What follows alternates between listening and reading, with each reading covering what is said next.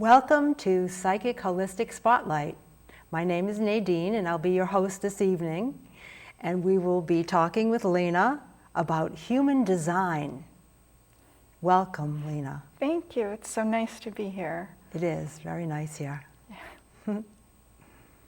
So tell us some more about what human design refers to. Human design is an amazing system that I just happened upon almost 20 years ago now, and it's new. A lot of people don't know about it, so it's just an added thing to have to explain it instead of like if I could have learned astrology or something that people were familiar with. But once I found it, I was so fascinated, I just never looked back. So in 1987, a man who wasn't looking for a new system apparently had a spiritual experience where this whole system was downloaded to him. Wow. So it took 8 days, so you can imagine how complicated it is. And he sat with it for a while and then started teaching it maybe in the early 90s. And when he was given this system, he was in Ibiza, which is an island off of the coast of Spain.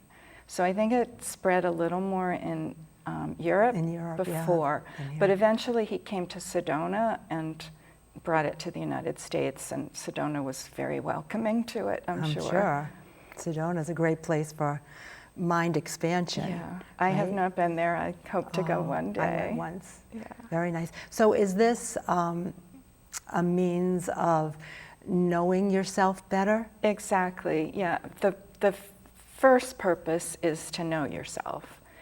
And then beyond that, once you know yourself, then you start to know other people, because we think we're all the same. And then human design goes so deep that you realize people are different, and then just accidentally you end up being much more patient with people, much more accepting, because you realize everybody's good at different things and not everybody's good at the same thing. So you just become less judgmental, which is a nice aside. And everyone sees things differently. The same thing. They view differently, different perspectives, different feelings about those things. Yeah. So is it similar to the way astrology works, where we all fit into a different category based on our birth? You need a birth time to get your human design chart. And there's elements of astrology in it, but there's also the I Ching, which gives you 64 gates, and it has chakras. So people think of 7 chakras. Human design chart has 9 chakras. Oh, wow. And in 2027, there'll be 12, because people are getting more complex, more evolution. And there's also Kabbalah tree of life. Wow. Which is not it's something like I everything. know much. So all these things woven together, and then there's codones, genetics. I don't know what codones are. Codones I can't talk about because I haven't studied them. I just know that there's 64 codones, and it has something to do with genetics or something about the physical body. And they're so interesting that there's 64 codones and 64 I Ching gates, and they overlap. It matches, It's like there's so much ancient wisdom that we're seeing modern science find the same. Finally picking it up and finally recognizing that there's wisdom in the past. Exactly. Yes. And then it gets woven all together. So you've got much more than astrology. Or more specific than astrology. Right, you get more specific with more information. For example, I think people know like astrology has 12, there's a wheel and there's 12 divisions in the course of the year. Human design uses the 64 gates from the I Ching, so that same wheel is divided into 64. So you get more specific and more specific and more specific. I mean, you can go deeper and deeper till you're like, or you can just stay on the surface and get a lot from it, because on the very surface level, human design talks about there's 4 energetic types of people. Oh, just 4 after 64 different But aspects. each person's unique, and even twins are unique. Well, You know, yeah. you can go to the deeper layers. But when you want to stay on the superficial part, there's 4 types of people. So maybe if I describe the 4 types, Yeah, and that would be good. people listening can kind of guess which type they might be. So the majority of people in the world are generator types. That's about 70%. You know that you're a generator if you wake up feeling like you've got a full tank of gas every day, but only if you're doing things you love.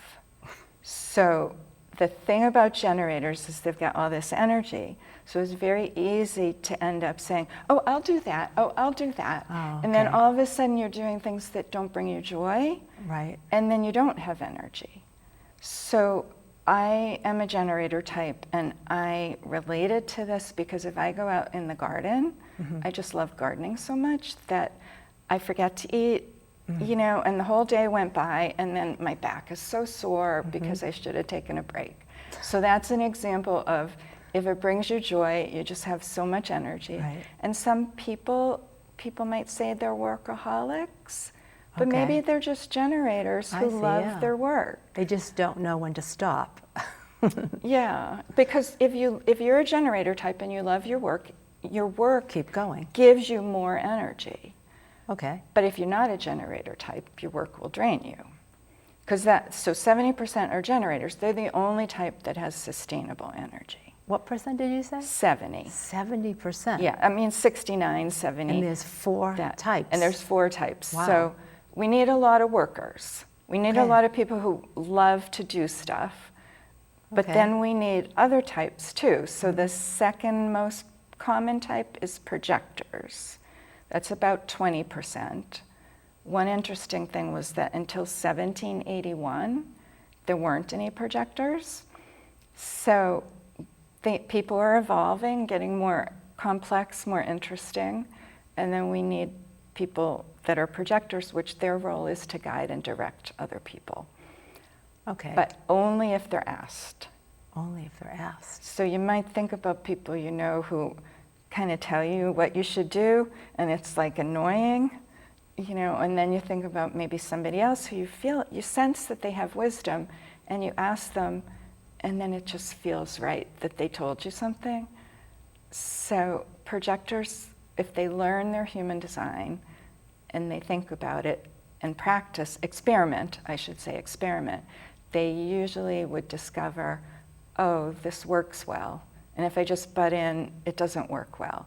But if I wait to be recognized or invited to share my wisdom, then it's accepted and appreciated. And the reason for that is projectors don't have a full tank of gas when they wake up every day. Ah.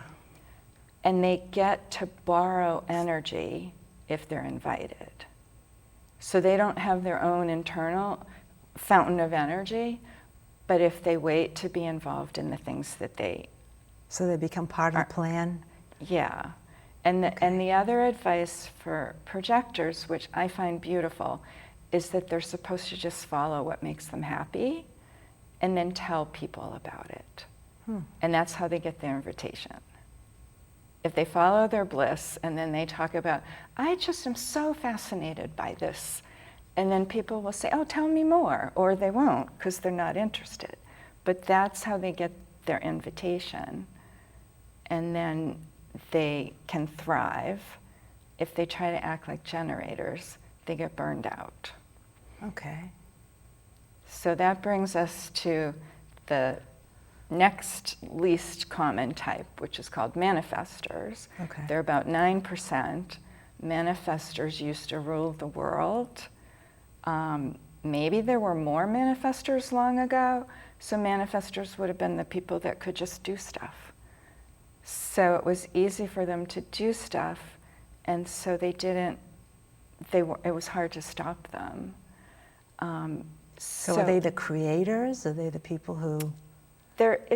In human design, it's all about energy. How does your energy flow? How does your energy work best? So manifestors are the only type that can just get an idea in their head and go do it.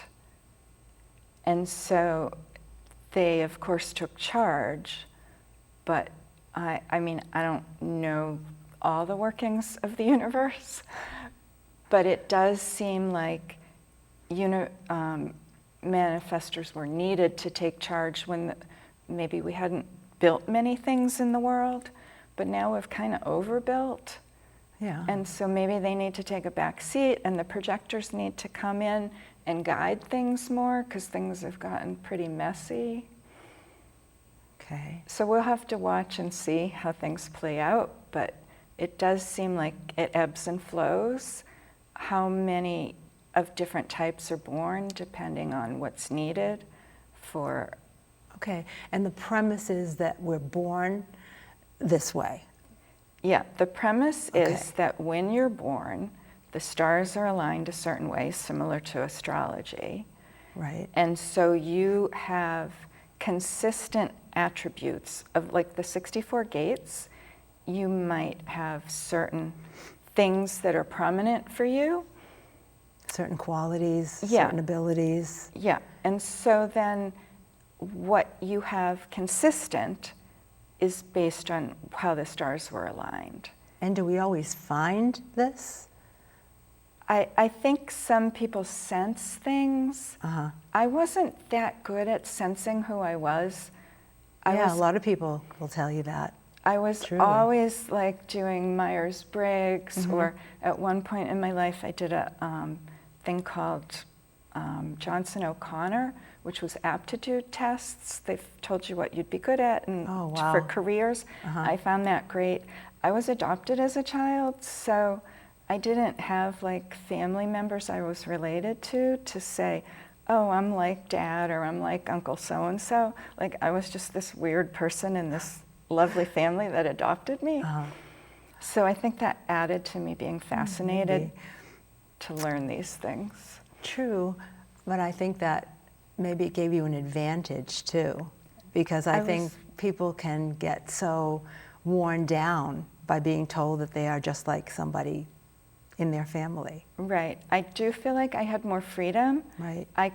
Nobody knew where I came from. Right. So I could like imagine that I was anything. Yeah, you could invent it. Yeah, and as Yeah. a child, that is pretty fun. Yeah. Yeah.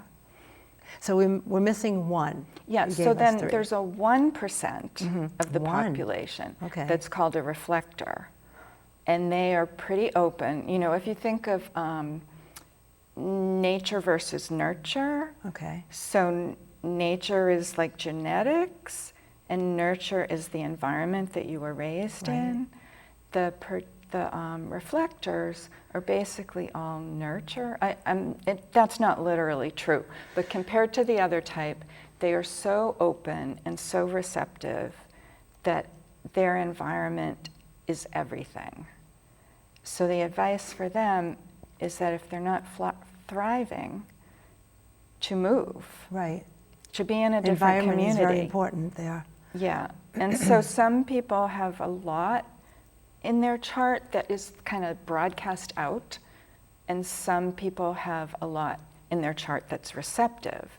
So if you're broadcasting a lot out, you're not as affected by your environment. But if you're much more receptive, you're going to need to be in the right environment to Is that thrive. similar to being an empath? Yeah, okay. absolutely, Okay. absolutely. So like when you think of the chakra system, and so the emotional solar plexus, the solar plexus, in human design it's called the emotional solar plexus. And that would be somebody, in your human design chart, you either have each center colored in or it's white. If it's colored in, it's consistently part of your identity. I see. And you're broadcasting it out like a radio antenna is broadcasting out the radio. That's an old-fashioned example, That's but I okay. can't think of a modern one. And then if your center is white, you're picking things up. Okay. So if we talk about the solar plexus, the emotional solar plexus, 50% have it white, 50% have it colored in. Wow. So 50% of people are broadcasting out emotions, and they live a life where emotions go up and down. And they are the people that are there's advice out there, and then when you know your human design, then you know which advice applies to you and which one applies to somebody else but not you. So if somebody has the emotions colored in, they're going to have ups and downs, and the advice to sleep on it is very appropriate for them because they need to wait for the ups and the downs and then decide to buy the car. Like if they decide to buy the car when they're up, they're going to regret it the next day. So sleep on it is really important for that population. You've got a heads up. And then people that have it white, the important thing for them is to know to go take a walk.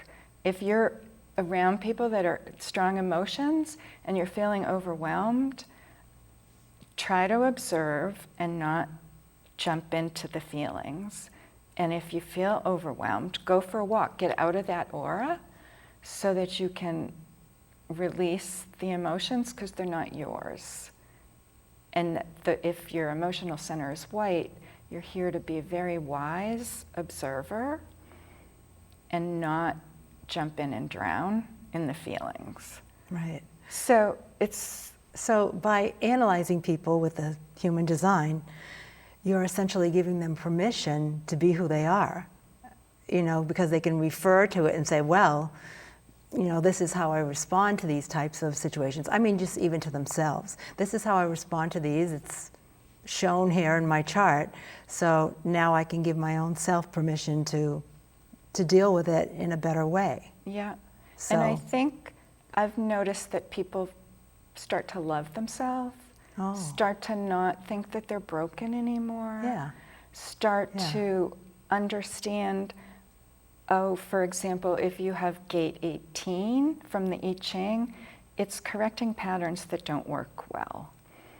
And if you know you have gate 18, and you know that it would be nice if you had a job as an editor, correcting things, or reading mammograms so that you're looking for problems and not using it on people you love, life gets much easier. But if you don't know that the purpose for gate 18, you might think that you should criticize people. You can even say, what's wrong with me? What's happening to me? Why am I feeling this way? Yeah. And so why am I so critical? Answers. Instead of saying, I'm supposed to notice patterns that are broken and help people, but if they're not ready to hear it, I probably shouldn't blurt it out. True. Yeah. So it's important. It sounds like a great way for self-analysis. Just like you said, to love yourself, and to also, I said, to give yourself permission to be who you are. Yeah. And to be how you are. Right. Because if you're fighting against that, or trying to fit into a pattern that somebody else has devised for you, that's going to be a struggle your whole life long. Yeah, absolutely. So how does one go about receiving this type of information, this human design? So there's free charts. You just Google free human design chart. Really? Online? Now you won't know how to read the chart, but there's a lot of places where they have a free report, so maybe 12 pages, and if you just take it piece by piece. Human design is an invitation to experiment with the information. It's not read it and then say, I have to do this. Right. It's read it, and if you feel called to experiment with it, try it out. And then notice, is this helping? And do you interpret the chart? Is that what you do? Yeah, I love to do readings. So if somebody got a reading with somebody that studied it and can really tell you about yourself, I think that's easier than just trying to figure it out over the internet. So you're a guide. You're guiding them. Yeah, and it's lovely. Like, I've worked in places where people did tarot card readings and all this kind of stuff, and it's beautiful. But I personally feel comfortable having a chart so that I don't feel like, am I getting the message? Am I adding my own thing and this isn't the right message? I just love being able to read a chart so I know this is how your energy body works. And incidentally, I studied interior design in college. Oh, that's cool. So I like design. I like seeing how things fit together. So it was just the right system for me, because I love being intuitive, but I also love knowing how things work. Right. So Is it like snowflakes? No two people are the same? Absolutely. So you get so many variables, like what's your type, what's colored in, what is white, what is in your, it's like astrology, you have your sun, and it's going to have 2 I Ching gates. Then you're going to have your earth and your moon and all the way through the solar system. Wow. So you get 26 colored in gates from the I Ching. Some of them might be duplicates, like somebody might have the same number 5 times. So it doesn't mean you get 26 different ones out of the 64. You could get all different ones, or you could get a whole bunch of repeats, which just means it's a bigger theme for you. So there's so much variety. No, it is snowflakes. Right. Nobody's and the same. How on earth did they do this before computers? It must have been so much work to try to figure out all the twists and turns and information. I can't remember when it first came into computers. They probably spread a lot easier once computers could do it, and maybe that's why he downloaded it from the universe in '87. Right, because that was just at the beginning. Yeah, when it was going to be possible to have a more complex system. That makes sense. Right. Yeah. And so you're using your generator personality to interpret these things, because I can see you love it, because when you talk about it, you get all excited and happy. So that's what you use your personality type to accomplish, right? Yeah. This is your garden. I will say yes, because it just drew me in. Yeah. I had enough energy to keep studying and memorizing, because looking things up in a book is so time consuming. I had to memorize it, and I just loved it enough that I had the energy to do that. And then you let your intuition come through and just flow through you to be able to read people with it. Yeah, I think the intuition, I hope it's working. I think the intuition comes in on, here's an hour and a half, here's a person I've never met. Yeah. Which parts do I tell them, and which parts don't bother? Right. You know, and I always, when I do a reading, I always say, if you're comfortable, could you just spend 5 minutes telling me a little about yourself and where you're at? Because I can't tell you everything. I wish I could. Right. And I want to make it the most helpful. So, you know, then people talk for half an hour, and you're like, oh, I'm sorry to interrupt, but I wanted to be able to tell you something. That's true. And people don't have much of an attention span when it comes to things like that, because they get overwhelmed. At least I would. Yeah. You know, so you do have to limit it. Right, But, right.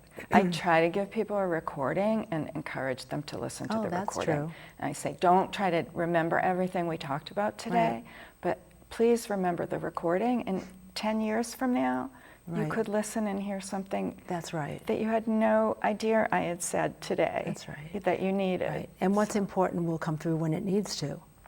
You don't really even have to memorize anything. You just, you know, let it be. Yeah. But I imagine that can be really helpful. There are so many people out there that, you know, you're in that in-between place of like, should I go to a counselor, or, you know, should I try to tough it out myself? Should I ask my friends? But if you could actually have something scientific to look at and say, well, you know, maybe I can understand myself and what I need to do next better this way. Yeah, or at least rule things out, at the very least. Yeah. If you're a projector, don't get a generator job. Yeah, I like that. Rule like things out. There's certain energy flow things that, and one of the things that was nice is human design was given to this person so that you could raise children knowing their type. And instead of, oh, you know, I want my son to be a lawyer, so there he is, forced to be a lawyer, you could get your child's chart and raise them in integrity to who they really are. Okay, I just got to ask you a fun question. As a generator type, what type of the 4 types would you want to be in relationship with or be friends with? Which would be best for you? Oh, I love my projector friends. Projectors, okay. But that's if I want to sit and talk. Because one thing about projectors is they're very focused on people. When you're with a projector, you feel like they see you. Mm-hmm. And when you want to go on a bike ride, you want to go with your generator friends. Or when you want to go hiking. Not that projectors can't go hiking, I'm just saying, when you're a generator and you feel like you have enough energy that you have to use it up, or you're not going to be able to sleep that night, you want to be with people who are like, yeah, let's do something. Okay. You know? And that wouldn't be another generator? Yeah, absolutely. Oh, It would be okay. another generator. So I was married, we built a house. We had 18 acres of land, we built a house. Mm-hmm. Thank goodness we were both generators. I mean, Oh. can you imagine if one of us wanted to build the house and the other one said, sure, I'll build a house, but Yeah. didn't have sustainable energy? Watches TV. Yeah, I mean, it just worked out, and it was a wonderful experience. It'd be fun to look backwards, too, at the relationships you have had Yes. and see what was going on there. For example, if somebody was in a relationship and they wanted to go out to parties and their Yes, partner yes. wanted to stay home and binge watch movies, Mm-hmm. and he's so lazy, maybe he's a projector and he needs to rest a lot more than you do. Have a little more sympathy for Yeah. somebody that's not built the way you are. Yeah, and honor their needs, and then make quality activities Right. instead of expecting them to do everything. So what we're seeing here is that by looking at this kind of a chart, at this kind of an analysis, you can also choose better relationships for yourself going forward. Yeah, I mean, ideally, if Nice. you want an easy relationship, probably being with the same type, but maybe you like a challenge. Built into charts, some people like a challenge and some people maybe don't like a challenge.